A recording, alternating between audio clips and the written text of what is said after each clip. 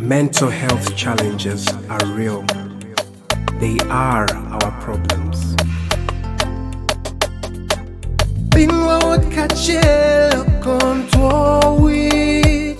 Share our experiences based on what has worked for us and what hasn't worked. We could help somebody out there. Today's topic is mental health in relationships, and it's a very interesting topic, but it's a very sensitive one as well. Many times, mental health and relationships somehow are connected, they're intertwined, because in order for a relationship to actually be successful, it needs to be healthy. The people involved in that relationship, irrespective of what kind of relationship it is, need to be in that state of mind where they can control their psychological well-being. So, with me, we have Amito, and she's a psychologist, and we're just going to have these discussions together. I'm going to moderate the discussion, and maybe I will let Amito give us an introduction to mental health and relationships. Then I'll pick it up from there. You're welcome.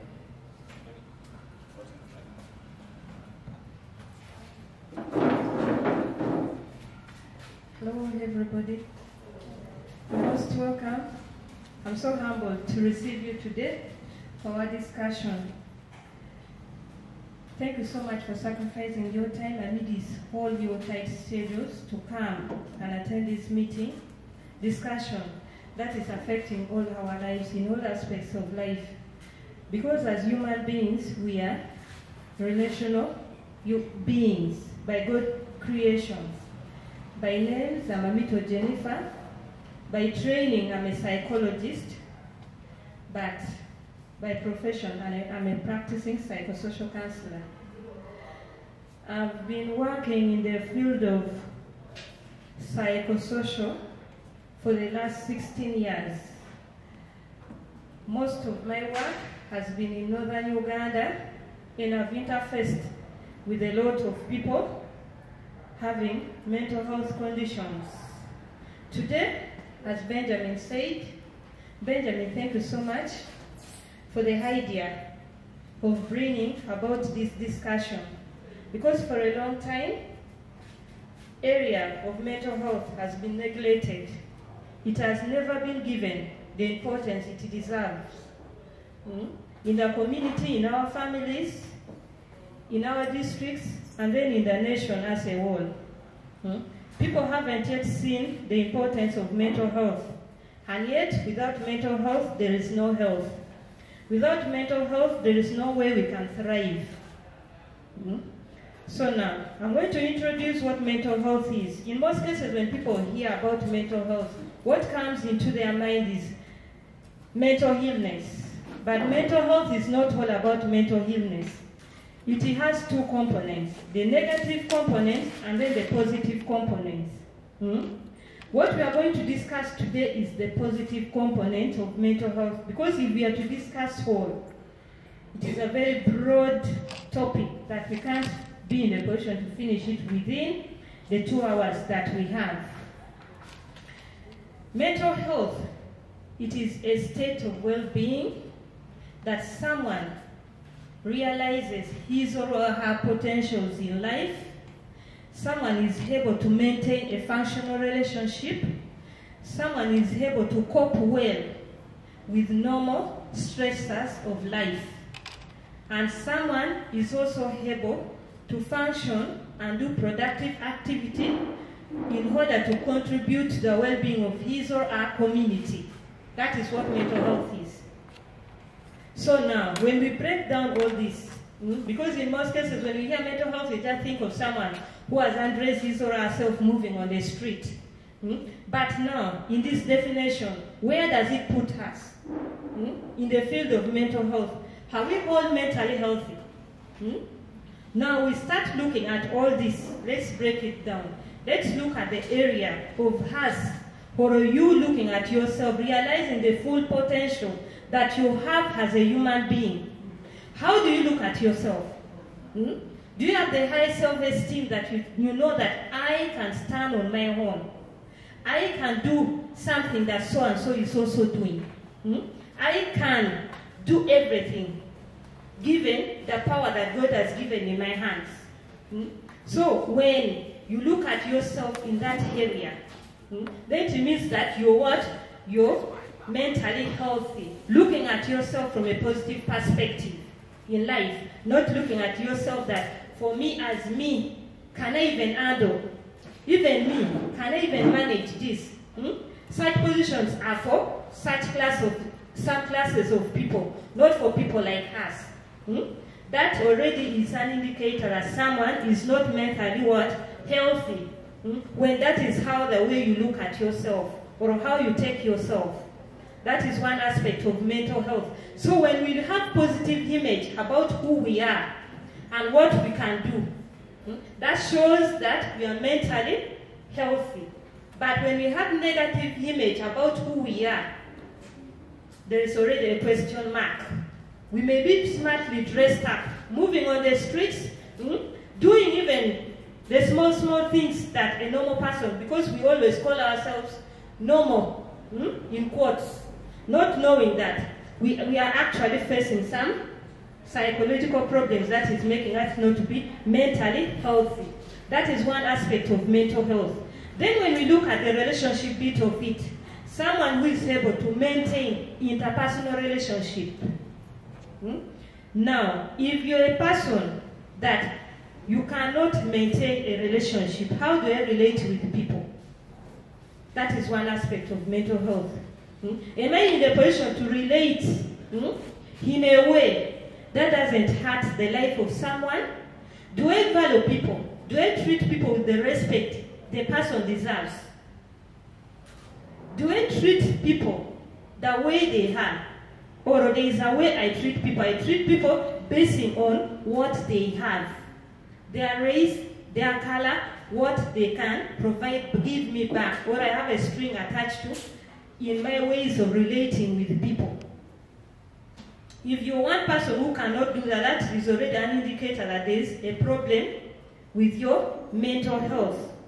Then when we look at areas of managing normal stresses of life, stress are a blend of life. They make life fantastic. It is something that we are not going to escape from it. Whether we want it or not, at a certain point, we are going to have some stressors in life. When you're faced with difficulties in your life as an individual, what are the measures that you put in place to resolve such difficulties? Or in the event when you're faced with difficulties, now you get drained completely emotionally. Your behaviors, you start having aggressive behaviors. Those are called reactive behaviors in psychology. You start having aggressive behaviors. You start withdrawing from the community. You start having a sense of hopelessness. You feel like life has no meaning. I think we have reached now, I cannot handle. When you're stressed, you've got to know that today, for a person who is mentally healthy, much as the person is stressed, faced with a lot of difficulties, challenges, life challenges will always be there. The person has to be in the position to say that today I know it is bad. Tomorrow may also be worse. But the next day, I know that I'm going to break through this. You see that? You've got to have that hope in your life. That much as things are hard today, tomorrow things are going to be what? Okay, things will improve. So that in such, when you're able to take stress in such a manner and resolve issues like that, it means that you're functioning well mentally. Then when we look at the productive bit of it, the productivity bit of it, are you one person who is able to do productive activity, to earn a living for your life, to earn a living for your family, to earn a living for the people who are under your care, to do something that has meanings for you in life. If you're one person who is unable to do that, then it means that there is a problem. Because a normal human being who is functioning well has to have the zeal of waking up every morning and knowing that it is through work that I'm going to achieve in life. But if someone cannot do that, that means that there is a problem. Then, contributing to the community well-being. We have a family that we belong to. That is the primary family. Then we go to the extended family that we belong to. We go to our clan. Then we also have a community that we belong. As a human being, because we are social beings, you are supposed to be in the position to contribute to the well-being of the community. How do you contribute to the well-being of the community? Maybe through the services that you offer. For instance, if I'm a health worker, where I'm working now, it is like a community. I'm serving the community. There are people that I know and people that I don't know. Now someone comes, instead of me treating that person with respect and dignity that it deserves, I'm not in the position to help that person. I don't really give in all that it takes for me to help such a person. That is already an indicator that mentally we are not okay. So that is what I can say about what mental health is. Can we gauge ourselves? Where do we fall? Are we mentally healthy people? Are we? Let's gauge ourselves. Then that is when we shall realize that there is a need for mental health awareness in our community, among the people. In every places that we go, at our workplaces, we need mental health awareness creation. That is what mental health is. Because in most cases, when we talk of mental health, we are thinking of someone who is moving naked, someone who is crying on the street, someone who, I don't know, someone who cannot function well, someone who cannot support themselves. Those are the people that we look at. We forget about ourselves. I said mental health has two components. The positive components and then the negative components. The negative components, those are the ones that the signs and symptoms now. We can just see it. Those who have been diagnosed, those who are in the mental health units, those who are now on medication. But for us, what about us who call ourselves normal people? Remember, my normal is in what? In quotes. That is how we call ourselves, that we are normal people. When in the real sense, we are also mentally what? Mentally sick. So when we come to relationship, because our topic today is mental health in relationship. When we talk of relationship, it is just the way we are connected. Two or more people, the way you're connected to someone is what now we call relationship. Most of the time when we talk of relationship, what gets in our mind is the intimate relationship, maybe husband-wife relationship, boyfriend-girlfriend relationship. But relationships are broader than the one relationship that we always talk of. We have different relationships. We have the husband-wife relationship, boyfriend-girlfriend relationship. We have the family relationship, parents-children relationship. We have sibling relationship. Remember, all of us, we have siblings, much as we also have our families. We also have our siblings, where we came from our own families. Then we have workplace relationship. Then we have professional relationship, where I serve the people that I work for. Then we have the community relationship. All these are very important relationships in our lives. They can affect our mental health or they can promote our mental health. It doesn't matter how much money you have. Happiness, who can believe with me that happiness is never measured by the amount of fame you have, amount of wealth you have acquired,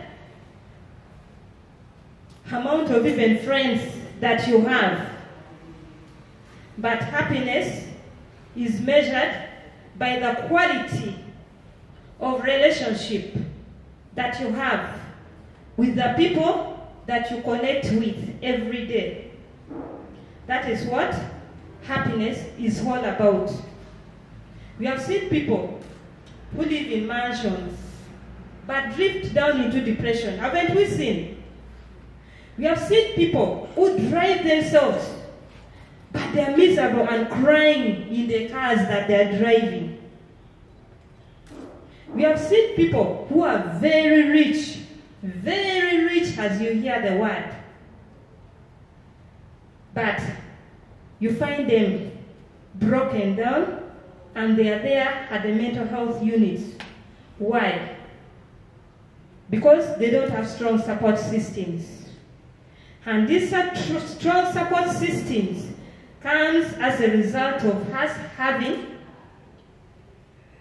positive relationship or committed relationship with the people who are around us.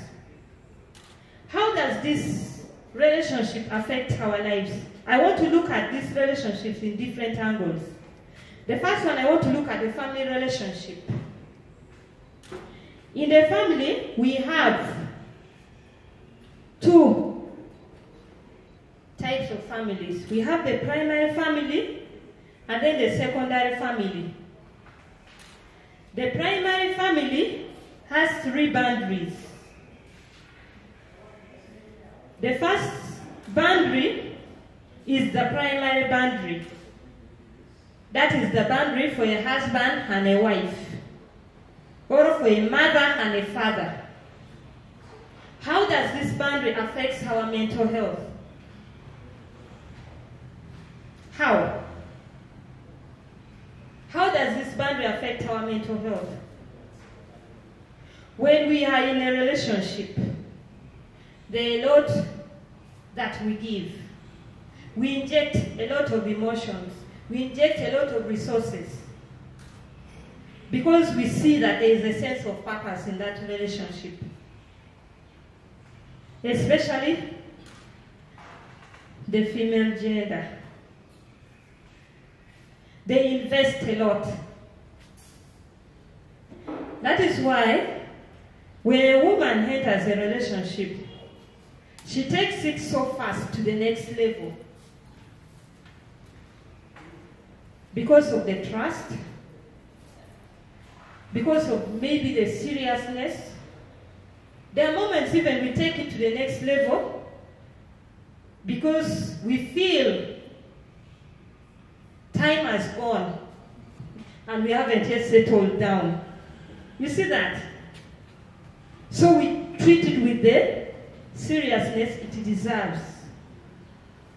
When now things start going the opposite way, our lives starts being affected greatly.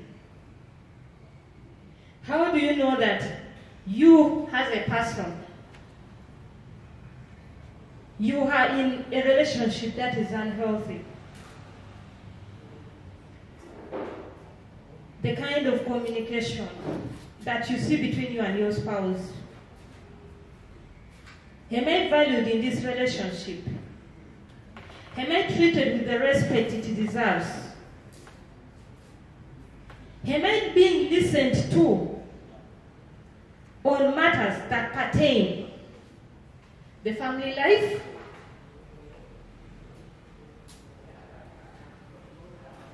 What about the issues of resources? Control over resources. Do we have equal control over resources? Or every decision about the family resources is made by one gender? All those are things that can point towards you knowing whether you're in an healthy relationship or not. All these start affecting our mental health. The reasons why such things affect our mental health is we come with a lot of expectations in a relationship. And when those expectations are not met, we start feeling a sense of insecurity in our lives. We start having a sense of regrets in our lives. We start having a feeling of failure in life. I have failed. We start minding a lot about what the society will say if this marriage fails, if this relationship fails.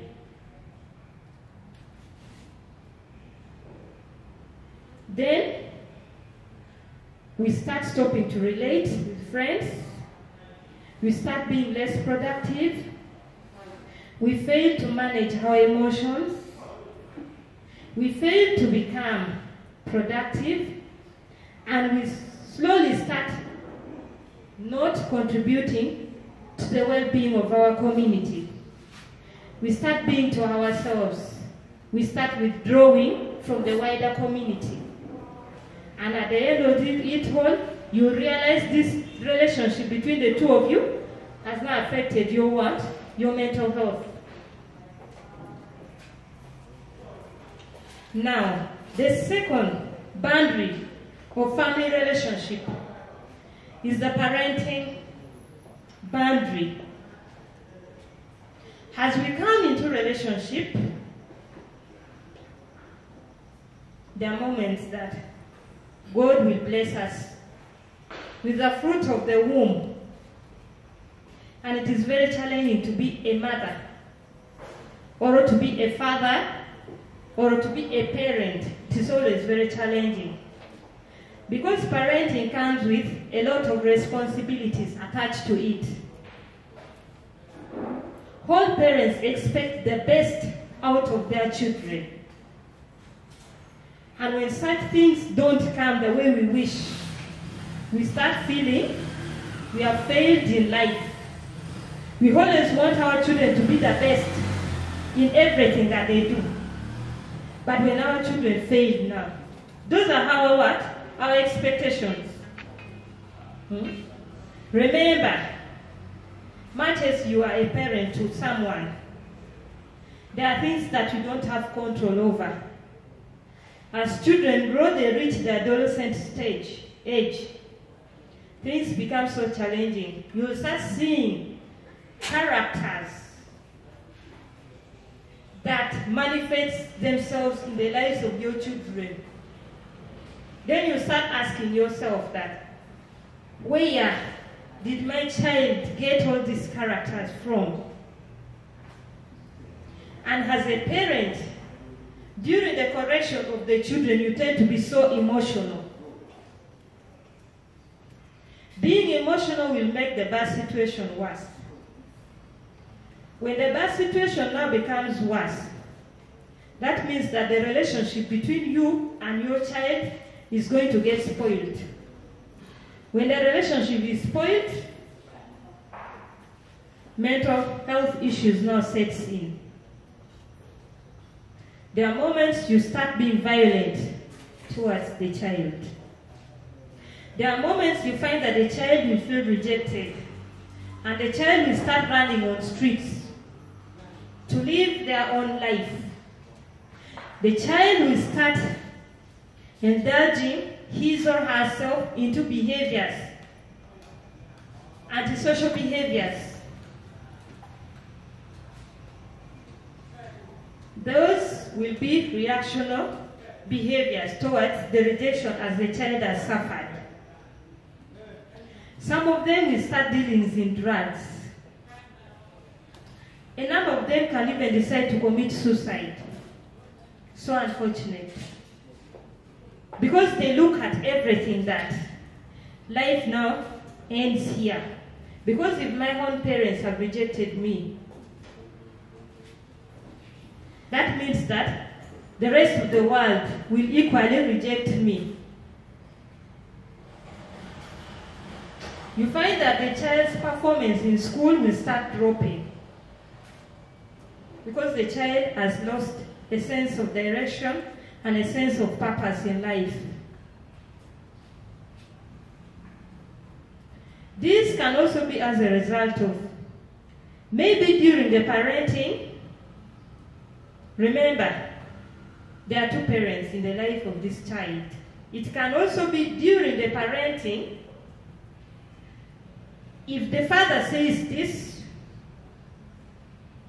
the mother goes the other side to say another thing to the child.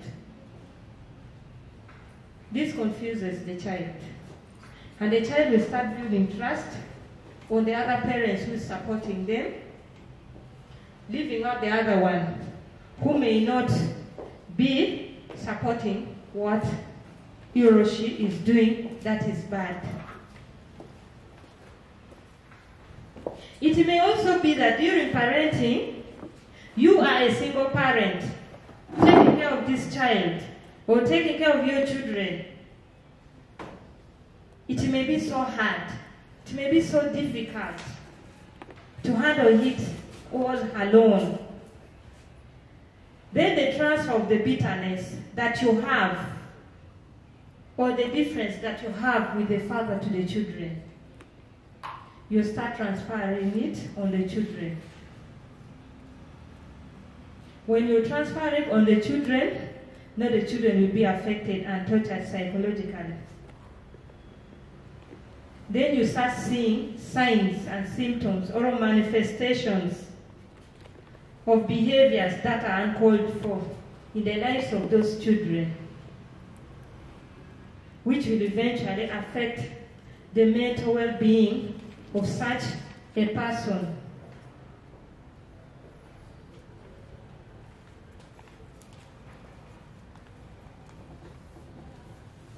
When we talk of parenting, parenting is a very challenging responsibility that you as a person,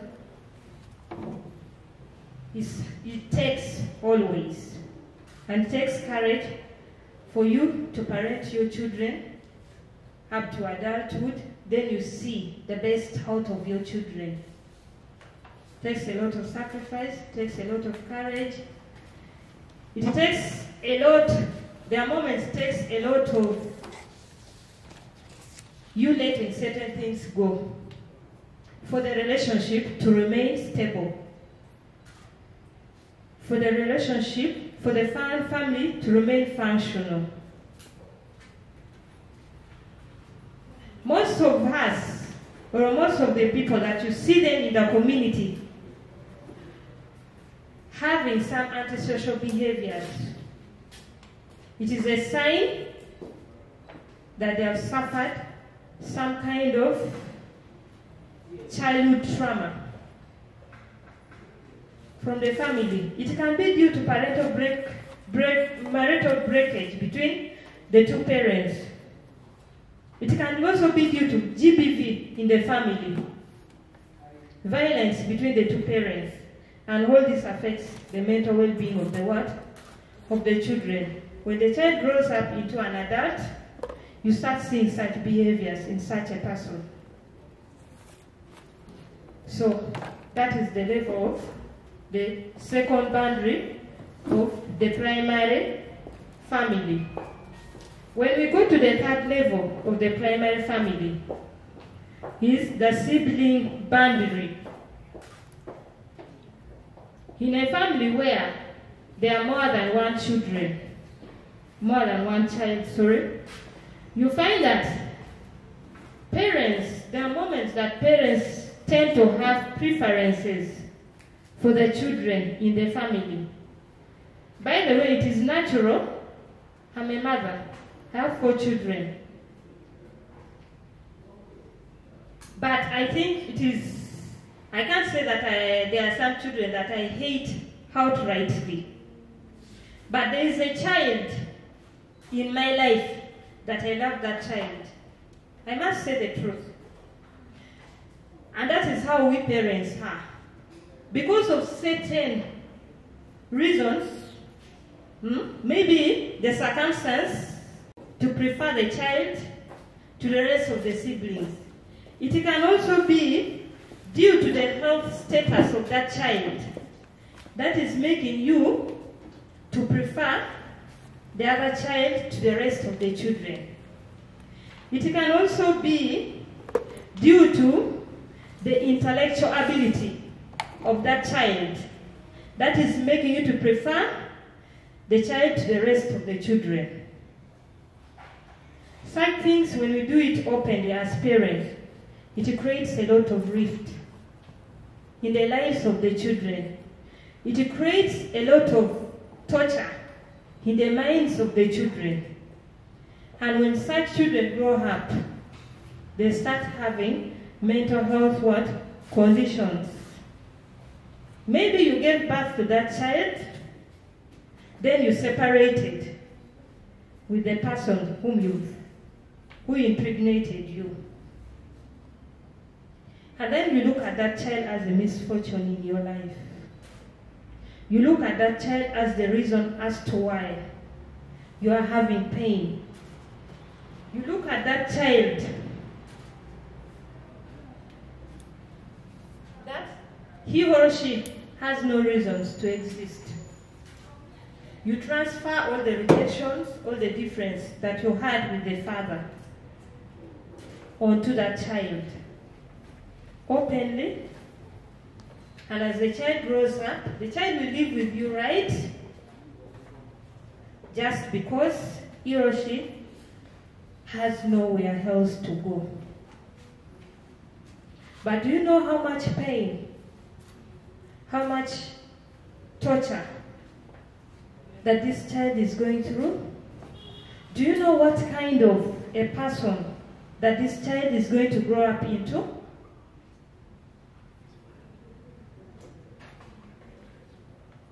Because in most cases, some of these mental health conditions start manifesting themselves when someone reaches like adulthood.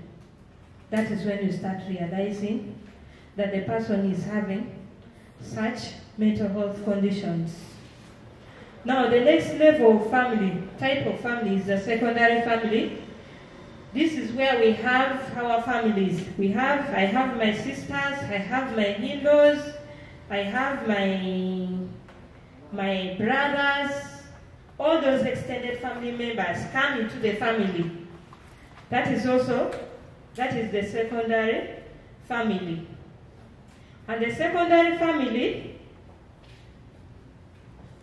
has a huge role that it plays in both enhancing mental health of a family and destroying the mental health of a family, or causing pain into the family. The way I relate with my mother-in-law, the way I relate with my in-laws, and the way they treat me will either affect me psychologically, or it will enhance my psychological well-being. In most cases, you find that my in-laws, because I'm a woman, they want me to treat them with a lot of favorism when it comes to handling members in my family. They forget that I also come from a family. I also have a string attached to the family where I came from. Then at a certain point you find that as a woman, you also feel it is only your people who are supposed to relate with your family. And when now I realize that my husband does not want my family, or my husband realizes that I don't want his family, issues, no tension, no starts coming in. And when we don't have a healthy relationship, that means that We cannot cope with normal stressors of life. We cannot perform productive activities. We cannot maintain interpersonal relationships. We cannot have a sense of purpose in our lives. Then that means that we are having mental health conditions that calls for immediate attention. We have relationships, other relationships like in the community. We live in a community, we have neighborhoods that we live in. We have social gatherings in the community that are equally important for our mental health. There are people who do not want to go for social gatherings in their communities. Maybe there's some burial that is supposed to take place in your neighborhood, you contribute money and you send. Because you feel you have some class above the community that you live in.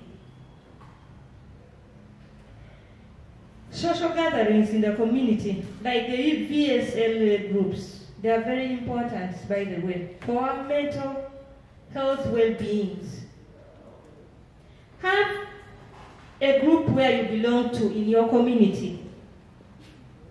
Because when you're in a group, the discussion that people share, the relationship that people share, the laughter, the jokes that people share, helps in enhancing a person's well-being. When you're alone, there is a tendency that you may start having a feeling of maybe something is not worth it. Maybe this is how things are supposed to be done. But when you're together with people, it helps you heal from maybe those normal stresses of life, instead of just being in isolation alone. It is important to connect with people in your community, because these are the people who will support you in the event when you have issues. We may think that when I lose someone, and then I see a number of people coming. There are people who come, by the way, when they have not even picked a penny to help. Do you know why? Because the resources, the money that we have, can never do for us anything. But the social support network that we have will help us cope with difficult situations in our lives. It will help you cope positively with different, and faster, by the way, with different situations in our lives. Because if it were not because of support systems, maybe if someone who is rich dies, there would be no need for people to go and attend the funeral. After all, they have it all. Not so. But people still go. Why? Because that connection is so important for a person's mental health. It is very important. We cannot live without interacting with people in our day-to-day life. When we come to issues of workplace relationship, we have colleagues that we relate with. If you're happy in your workplace, where you're treated with dignity and respect, where you have a good relationship between you and your fellow employees, you feel a sense of belonging. I've never gone for a job because it is highly paid. I go for a job and I'll maintain the job because of the work environment. Because I know the work environment is much more better, it impacts much more on my mental health than the money. I'll pick the salary, 10 millions, I come and spend, and that is it. All it is going to give me, that sense of fulfillment, that pride that will come in my life. But even if you have it all, and the environment where you go to work doesn't promote your mental health, is it worth being in such environment? We have seen people who hold big offices and they are highly paid, but they still commit suicide. Why? Relationship. They have missed out in something, and that is relationship. So when we are looking at relationship and mental health, we've got to know that our mental health impacts greatly on our relationship, and our relationship also impacts greatly on our mental health. Thank you, Benja. I think for the moment I'm stopping here.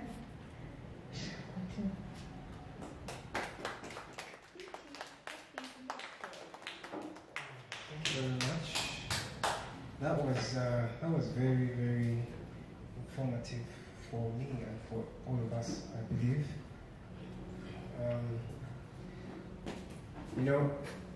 Most times people say, remove the rotten tomato from the basket so that you prevent the other tomatoes from rotting. But I think that's a good suggestion. It's a good idea, but I think it doesn't solve the problem. The more you remove the rotten tomatoes, if you've not solved the root cause, these tomatoes in the basket are going to continue getting rotten.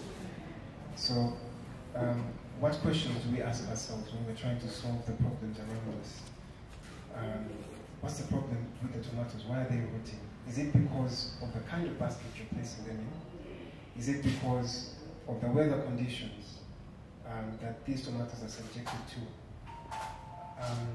Are the tomatoes, by any chance, have you placed them in the sun and probably the heat is getting them riper than they should get? Or are you picking the wrong tomato to eat at the wrong time, or at the right time? Maybe when you're hungry, you're picking the tomato which is not ready enough. So you leave the ones that are ready to get rotten. What questions do we ask ourselves when we're trying to solve a problem? How do we solve a problem? Just like mental health matters or mental health issues, we've not been asking ourselves the right questions. And because of that, we've been making a lot of mistakes. Because of those mistakes, a lot of results have caused people like me and you to end their lives because they feel like they don't belong in this world. Because the people closest to them treat the things that they go through, or the things that they see that other people don't see, or the way they talk to themselves, or the way they react or they overreact to certain things. They treat them like things that are childish, things that are stupid, or things that are inhumane. The truth is, each and every one of us can get a mental health challenge. So we shouldn't deceive ourselves that we are 100% immune. Mental health challenges can be permanent, and some of them can be temporary. Many times you wouldn't even notice when you actually are battling one, because the trigger factors vary a lot for different people. One person would say that, okay, for me, a breakup in a relationship is not something that can get me a mental health challenge, like maybe major depression, or just depression, or anxiety, or severe levels of stress, or bipolar. Some people are strong enough to just look at a breakup in a relationship like something simple. Others are very emotional, so they get very attached and connected to the person that they share an experience with. And because that connection, that bond breaks, it turns their world around negative. And it puts them in that state where they don't have control over how they are responding or they are reacting to this change in their life. And at that point, they cannot help themselves. And that's why we need each other. Many times we don't get to notice these things by ourselves, but the people around us can notice them, and they do. But what do you do about it? What do you do about these things that you notice? Do you just laugh about it? Do you go in a corner and then start giggling about how somebody is doing something that you think is weird or crazy? So, yes, just like the rotten tomato in the basket, mental health challenges, especially in the different kinds of relationships that have been mentioned, need to be put to the spot. We need to ask the right questions, and so that we can have the right solutions and the right answers. If by any chance you have any questions based on what she has shared, based on what I'm saying, feel free to ask the questions, and we will do our best to answer them. If the question is about the topic or it's outside the topic, we will still see a way of answering it, because that's why we're here anyway. If you want to share a reaction, your experience based on a relationship, what's your take on relationships? I'm hoping we all have been in some kind of relationship. It could be the romantic kind of relationship, or it could be, a professional relationship with work, or it could be, a kind of family relationships. So, based on everything that you've had, even when you don't ask these questions publicly, maybe you should ask these questions to yourself. Sometimes it's good to self-evaluate yourself, to analyze some of the things that you're going through, or some of the relationships that you have. And I think something that I forgot to mention earlier is, it's not about walking into a relationship or getting as many relationships as you can. It's about getting the relationships that are healthy. It's about sticking to the relationships that will help you develop, not just financially, but also mentally. Because truth is, if you're not mentally stable, you won't be able to manage your finances. You won't be able to properly speak with people, at work, or even at home, or even at school. So, while you think about what has been said, and as you maybe prepare your questions for anyone who has questions, I want to do a song.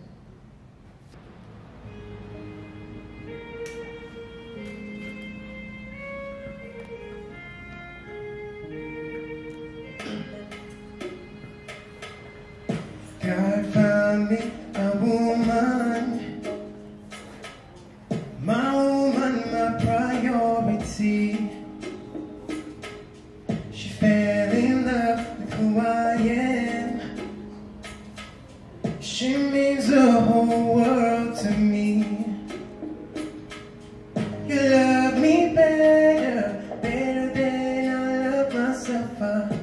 I just want you to know.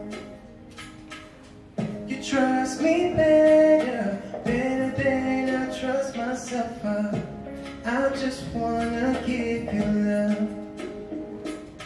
So when I close my eyes, I know you are right here with me by my side forever. Do you know how much I prayed for you? I prayed for so long for you, darling. In that moment, I promised to never lay you down, baby. This is my vow. I belong to you, you belong to me. I give you my heart, this is my vow. See the rain, I'll be your umbrella. I give you my heart, This is my vow. Mapenzi yetu takuwa milele.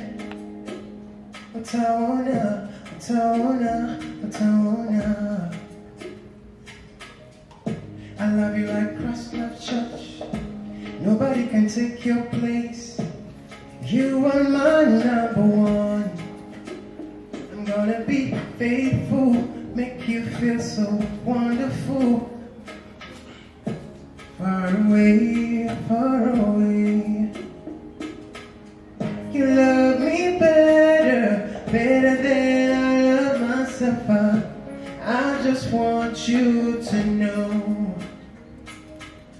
You trust me better, better than I trust myself. I just wanna give you love. 'Cause when I close my eyes, I know you are right here with me by my side forever. Do you know how much I pray for you? I prayed for so long for you, darling. Every moment I promise to never let you down, baby. This is my vow. I belong to you, you belong to me. I give you my heart. This is my vow. When you see the rain, I'll be your umbrella. I give you my heart. This is my vow. This is forever, forever. I give you my heart. This is my vow.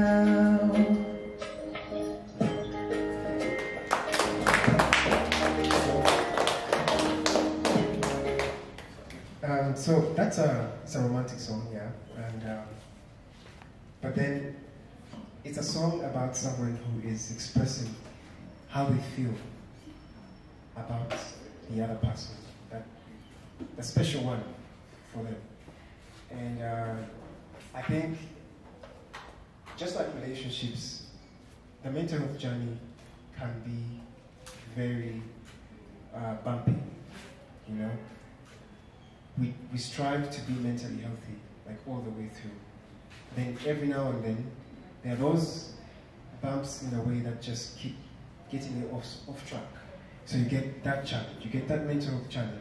Sometimes you're able to deal with it because it's just a character trait and it's not yet a condition. And yeah, what I mean by a character trait is talking to yourself is not a mental health challenge. You could talk to yourself just so that you can remind yourself about something that you're probably going to say, yeah? Or I could sing to myself somewhere so that I can come here and perform well, or you know, in front of people. But then if you get to that point where you're talking to yourself and you can't control it, and you don't know how to stop, that's where it turns into a condition. So sometimes we tend to assume that a character trait is a mental health condition, and then and like I mentioned earlier, how we treat people who present some of these character traits affects how they heal, if they ever heal anyway, based on what you tell them or how you treat them. So relationships, healthy relationships are important for not just our mental health, but for the mental health of the people around us. If me and my partner, or me and my sister, or me and my mother, or me and my boss are mentally healthy, we'll be able to achieve greater heights, we'll be able to be more productive at work. If by any chance the mental health of one party in the group of the relationship is affected, there's not going to be enough effectiveness or efficiency or development within that group. I know all of us would attest to, when it comes to relationships, it's not a one-way investment. where maybe the man does everything or the lady does everything. Most times, I'm not saying it doesn't happen. In certain relationships it does, but then whenever there's a balance between what is contributed within a relationship, you're more happier, you're more, you feel more as one, you know. And then the fact that maybe you are not giving in enough, or maybe you're not giving in as much as the other, shouldn't be a point for maybe the one who's giving in more to probably feel, what's the right term? To feel like they are, that's not the right relationship for them. Sometimes the beauty about relationships is the communication, how you speak. How you speak about the things that are bothering you, how you speak about the things that you think are not going right. Many times, a lot of relationships have not worked out because nobody has spoken up, or because someone has just not listened.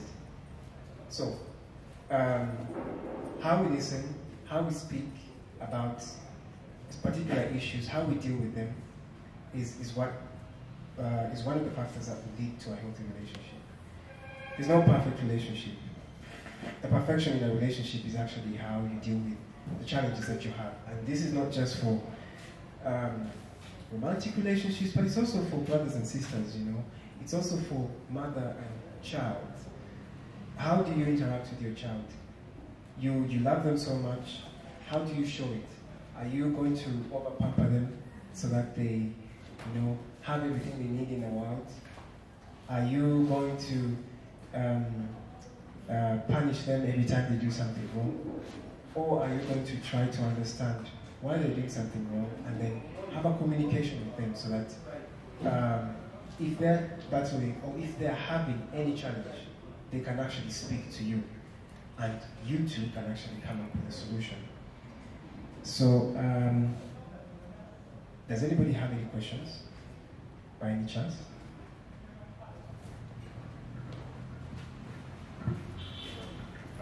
Good evening, everybody. I think it's now evening. First of all, I would like to say I'm grateful to be here. And I thank the organizers of this because I have picked a lot today. I didn't know some of us also passed through these mental health challenges, thinking we were too normal. Yeah, so I have two questions. The first one is, how do we help the ones we love, the ones around us, the brothers, sisters, or your friends?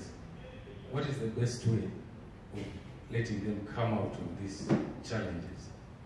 Because in most cases we have friends who speak negative about themselves, who act in weird ways, but we tend to look at it as normal. And then my second question is, at what point do we think it's necessary for someone to be referred for counseling or the mental health unit? Thank you.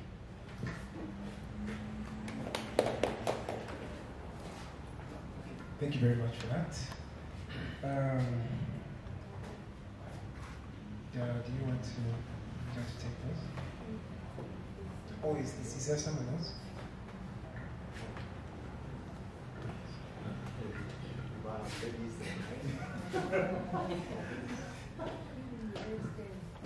Good evening, everyone.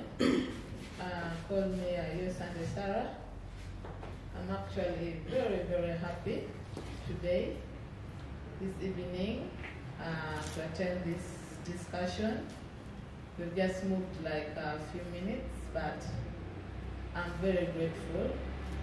I have had enough, and I still want to add more. So my question is, how can we help someone who is in a relationship? I can call like it's not normal, according to the discussion we had from Jennifer. Like you always have tension, you have fights here and there.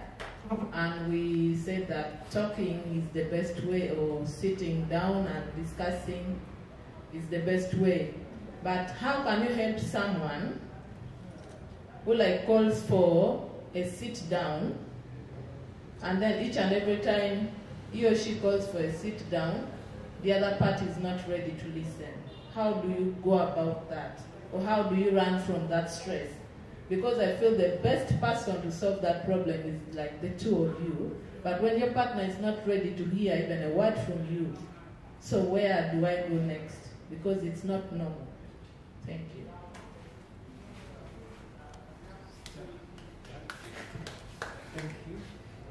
Thank you. My name is Walter Kumaket. I'm from Gulu. That's briefly my address. Mine is not a question, but first of all, I appreciate the organizer and the selections of the topic. It's a very nice topic. And when Madam Jennifer was trying to give the background of mental health, because when you say the mental health, it's something so broad, and then that's why it took her a little bit a longer time to give her the background so that someone can understand. So I have two concerns from our introductions. They said mental health has two components, and that is the positive and the negative component. So I'm just trying to wonder how we would benefit from this topic, how we can address it so that it is more beneficial to our people out there in the community, how to help them. My question is, are we focusing at maintaining our mental health? Somebody who is living healthy and trying to, you have to try to avoid from being healthy in your relationship to moving to mental illness. Because I just look at how do we help somebody, like I can say I'm mentally well, I don't have any mental illness, but I'm in a relationship, and the relationship is also something so broad. It can be a professional relationship, a workplace relationship, it could be a love relationship. So you see how broad it is. And then now, are we trying to help people so that we help them from moving to mental illness, or are we looking at people who are mentally healed in their relationship, and then how do we help them? So it's something a little bit broad for me, and then how do we focus? Are we focusing at helping the people to stay healthy in their relationship, or we are looking at helping people who are mentally healed? I don't know whether I'm clear. Okay, thank you then. Anybody else?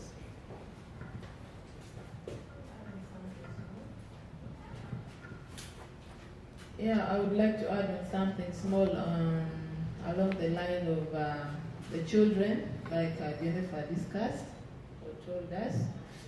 I don't know how we can help, like a scenario she gave when a father is saying something different, the mother also says something different. Or if the mother is trying to train a child as a mother should, the father comes in the presence of a child, and then says before you and before the child that this is not the right thing you're to do. And it's happening in so many families. Actually, I can see even with the neighbors, friends, and so forth. How can we help that? Because it does not end with only us who are listening to you right now. We can change in our families, but what about the rest who are not listening right now? Because that is the thing that I see, it's actually giving children a lot of, I don't know, they are running crazy every day, every night. Because of listening from this side, the child starts saying, so-and-so does not love me, mommy doesn't love me, daddy loves me. Because even if I do something wrong, daddy is always on my side. But mommy beats me or mommy tells me A, B, C, D. So how can we talk as parents, or how can we help these children? Because they are our future. Thank you. Thank you guys for that. Anybody else? Okay, maybe just to answer the last, second last question about what our focus is. We are looking to support people who are battling mental health challenges, but also people who are at risk of getting a mental health challenge, which is all of us. So one of our objectives is to introduce best practices, for prevention, against mental health challenges, or just best practices to stay healthy, mentally healthy. But also, we are providing information for people who are battling mental health challenges to know how to deal with these challenges, and also to recommend them or to link them to the right people who can support them. Many times, people who battle these mental challenges do not know where to go. Many of them are not very well aware that they're actually psychologists or psychosocial workers that can actually support them, help them get assessed to understand what actual mental health condition they're actually going through.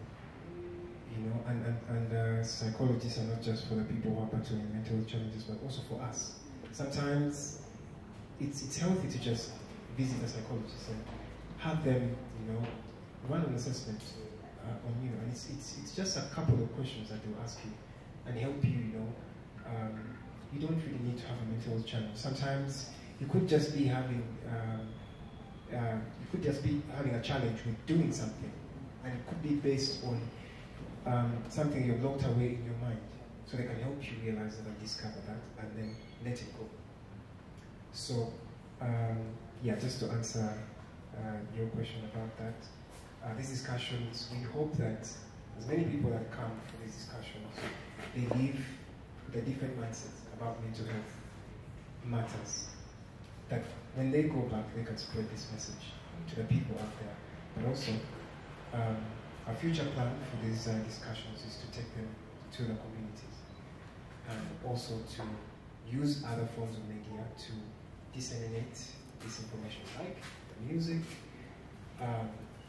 radio stations, and so many other forms of media. So we're going to have different ways of trying to reach out to as many people as we can. Of course, we probably can't reach out to all of them, but we count on each and every one that we reach out to. If it's one person, that they can go out there and speak to another, and the chain also. I will let you maybe answer that other questions. Okay, thank you so much. The first question was, how do we help those ones we love, letting them come out of the mental health challenges? The first help that we can give these people is to show them support that they deserve. In most cases, what breaks down the people with mental health conditions the most is the stigma that we have around these people. You find that even the immediate family members, they don't want to identify themselves with this person who is having a mental health condition. You find that when they do something wrong, they are severely punished for what they have done, not knowing that there is a force driving them to do that, not knowing that there is a condition forcing these people to do that. People have left these people all over by themselves. Instead of taking these people to mental health units, we leave them and then we say that it is a choice that they have made. For instance, someone who is a drug addict, someone who is an alcoholic, we tend to think that that is a choice that they have made. After all, it is their lives. By the way, some of these people, you see them in that condition. They're in such conditions because they have failed to cope with difficult situations in life. We all have different levels of resilience. I can separate with my husband, then I bounce back to normal functioning level. Maybe because of the social support network that I have, maybe because of the level of resources I feel I can stand on my own and take care of my family single-handedly. But another woman can divorce with the husband, and then you see her drifting before your face, from stress into depression. From depression, the next day you'll hear that she has committed suicide. Because we have different levels of resilience. The best we can do is be the shoulder that these people can cry on. Even if the whole world has turned against this person, be there for this person, so that this person will know that at least for this one person, he has given me a reason to live again. He has shown me that I'm also important in life.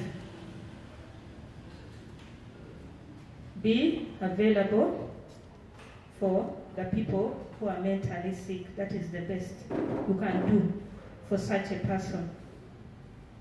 The next question is, at what point do you think of referring someone for counseling or for mental health services? When you see this person's life has been affected in all areas. First of all, when the person has lost the sense of purpose in life. The person looks at themselves that they are useless. Life has no meaning. And you can gauge from how they talk, by the way. This kind of statement someone makes is already a green light for you to refer this person for service. The second one is when you see the person starts isolating themselves. I'm a person who is an extrovert, I move out a lot. Then from nowhere, you started seeing me, I start isolating myself. I don't move so regularly in public. I don't want to communicate with friends. I don't want really to discuss a lot of issues with friends. That is already a point that shows that I need help. When you see someone has lost interest in activities that the person values or used to love a lot, that is already a sign that this person needs what? Help. When you see the physical, like how someone takes care of themselves, someone has reached a point that the person doesn't seem to care about their appear in public. Maybe I don't want to bathe, I don't want to take good care of myself, I just move. When I'm going out, I don't mind what I'm putting on. That is already a point that shows that someone needs support immediately. When you see someone starts talking of, there are certain statements that people make when they want to commit suicide. I'm going to die and I leave for you this world. You have a word with the person, then you hear the person says, wait, you're soon going to rest. Resting from what? You see such? A person who talks about like taking their lives, or a person who thinks of harming other people.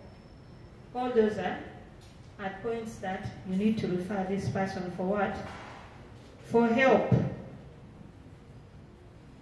However, there are certain points that the person may also need immediate help.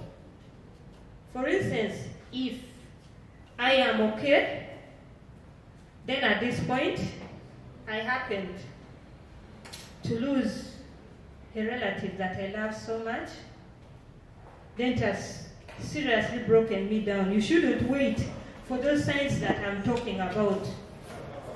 You should help the person immediately at that point. So maybe those are the points that I can say that you may need to refer this person for help. When we come to how can you help a person in a relationship, tension, but even if they sit down and talk, nothing materializes.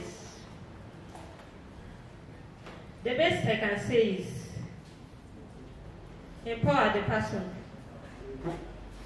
to understand or to be in the position to identify indicators of unhealthy relationships. And then to know the impact of unhealthy relationship on themselves.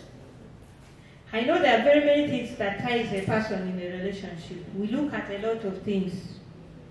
We mind so much about what the community will say, and we forget about ourselves. There are moments that we think that we are going to lose a lot. My children, so what? What if you die in that relationship? Won't these children survive? Won't they survive? For me, what I know is if a person, God has given that person life, even when your mother dies or your father dies when you're only 1 day old, that person will always maneuver through life. It is just a feeling that we have created within ourselves, our mind, that we can't look beyond where we are. There are moments we imagine, what can we do? You can empower the person in very many areas of life. One, to identify and know the dangers of unhealthy being in an unhealthy relationship. Two, when you have resources. One of the reasons as to why people tolerate an unhealthy relationship is because they are not economically empowered. When a person is economically empowered, the person knows that with or without this relationship, I'll always have a life. So those are the two things I can say. How do you help children? The issues of parenting. Parenting is very complex. As a mother or as a father, when the two of you are saying different things to a child, just know that you're destroying that child. You are destroying that child. You may be loving that child so much, but that is not love. That is destroying someone. The best is when issues arises like that, it is not a matter of you withdrawing and folding back your hands and not helping this child. Remember, every human being that God places under our care, He places for a reason. And we are always supposed to have responsibilities over such people. Because when you fold back your hands and the person fails in life, the problem will come back to you.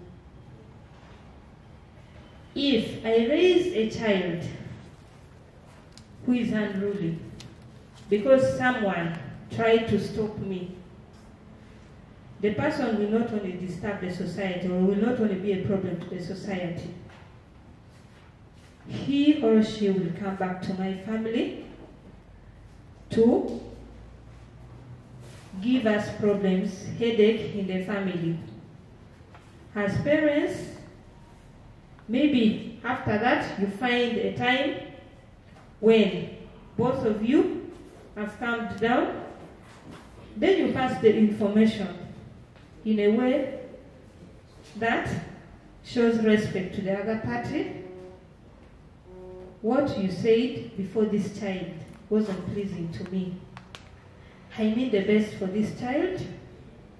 I know you also mean well for this child. Instead of you starting fighting before the child because you tried correcting the child and the other party stopped you, you'll make the bad situation worse. I think those are the things that I can say. Thank you.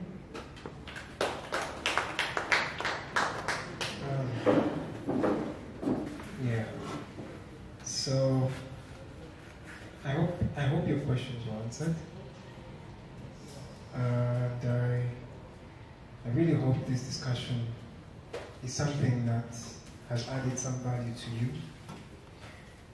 Because if it hasn't, then we have already failed. So, as we come to the end of this, I want to thank our partners, the Innovation Village Gulu, that has given us the space to have people come and talk about mental health matters. Acta Uganda, that is always been with us, like supporting and making sure like everything is happening as it should. And Dom Bull, the guys on the cameras, trying to make sure that our message can reach out to more people online. Those people that can't make it here. And Acta Media that have set up the lighting for the place. So maybe I can invite Anne to maybe say a word or two.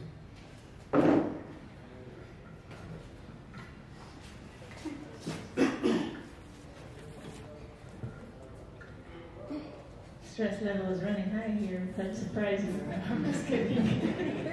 Good evening, everybody.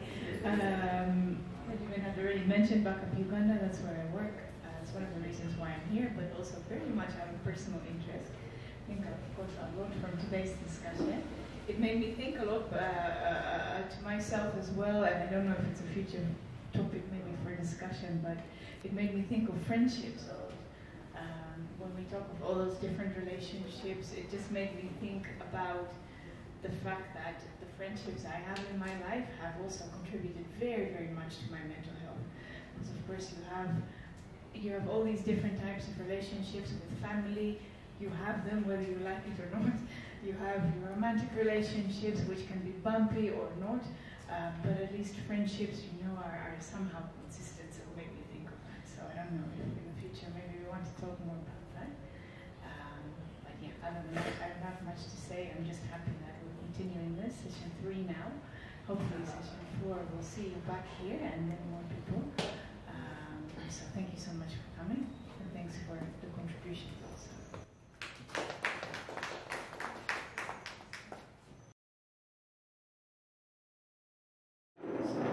As we come to the end of our discussion, I want to leave you with a word or two.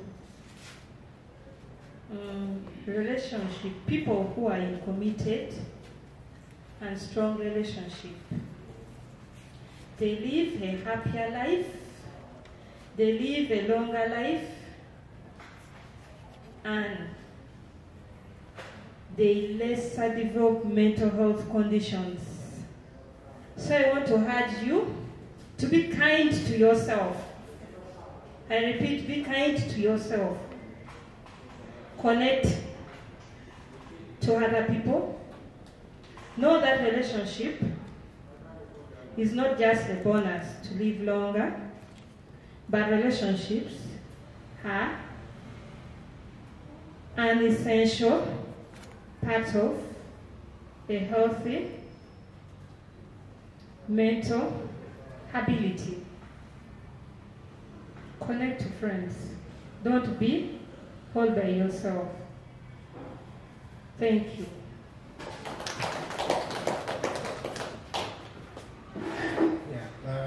As I mentioned, we're coming to the end of this. I just want to really thank you guys so much for coming. It means a lot. Like, it really means a lot. And I'm glad that some of the questions that you've asked are answered, if not all of them. And feel free to, what's the right term? Feel free to, if you have a question, to reach out to us, you know. You can either reach out through me on my pages, or you can actually get a contact for her contact, in case maybe you might need her services.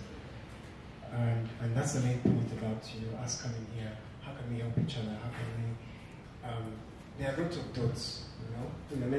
I think in the mental health field, there are lots of dots. But how do we connect those dots, you know, to get things together, you know, connected and as one? So, thank you again very much. And I would just like to request that if you can, we just need to take back some of these chairs. There's a spot just the other side. We'll show you. But if you can just pick just one chair, it can be enough. The rest, I have enough energy to carry. I'll carry them. So, yeah, I guess we've come to the end. Thank you guys for coming. We are going to be around for a few more minutes in case you need to talk about something. Yeah, thank you again. And just follow our pages. The page is Benjamin Spatos. Spatos is with S-P-A-R-T-O-S. Our pages are on Facebook, Instagram, Twitter, YouTube, and we make sure on all our pages we communicate the same message. So the only difference is that on YouTube, that's where we post our videos for these discussions, and then maybe we share the links on Facebook and Twitter. So if maybe you want to have a recap of what happened, just go to those pages and you can get everything there. If you maybe want to share with someone who was not able to come, you'll be able to have them there. We'll have the videos ready in about 2 or 3 days from now. Yeah, because we have to do a few editings and all that. So, yeah, thank you again, and see you again for session 4. Session 4 comes. Okay. Yes, thank you so much, Benjamin. Just request you picked our contacts. Not everyone may be having a smartphone of all of the things you're talking about. In case of the next session, if need be, you could contact so that we can also bring our friends alongside. Yeah, thank you.